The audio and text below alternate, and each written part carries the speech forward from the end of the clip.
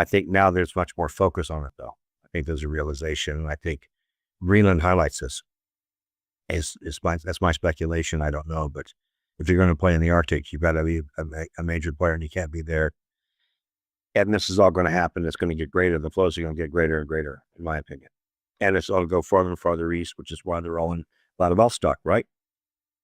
As those ports are increasing, right? And so there's more to the India-Russia piece, which is logistics, ports, and cheap energy.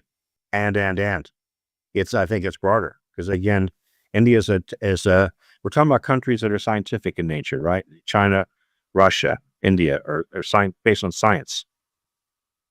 UK here we're based on PPEs, right? We educate people. The USA is known around the world for lawyers. These other countries are known for science.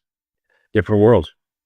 Well, it is fascinating that the Arctic corridor, that this is also something that's tying these three Eurasian giants together, because China obviously it has refers to itself as a near Arctic power, but its access to the Arctic, which it conceptually integrates into the Belt and Road Initiative or the Silk Road, with calling it the Polar Silk Road, is quite obvious. But the Indian one is also fascinating because, as you suggested, linking the India's port of in Chennai with Vladivostok is also intended to integrate India into this Arctic corridor. So everyone seems to be participating in this, though. Well, except for the Europeans now, of course.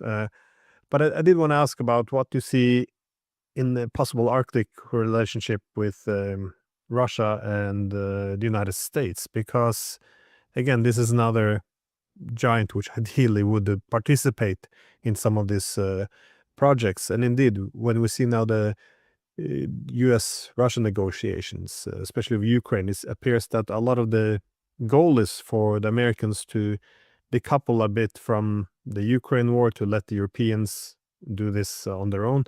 And so the Americans and the Russians can focus more on bilateral issues. And when we speak of bilateral issues, one gets the impression that the Arctic could be a significant component of this. That is, energy projects, transportation, and all the other activities there, which would be, I guess, good to reduce some of this zero-sum rivalry. But do you see anything in the pipeline, though, in terms of cooperation, as opposed to only having this fierce competition?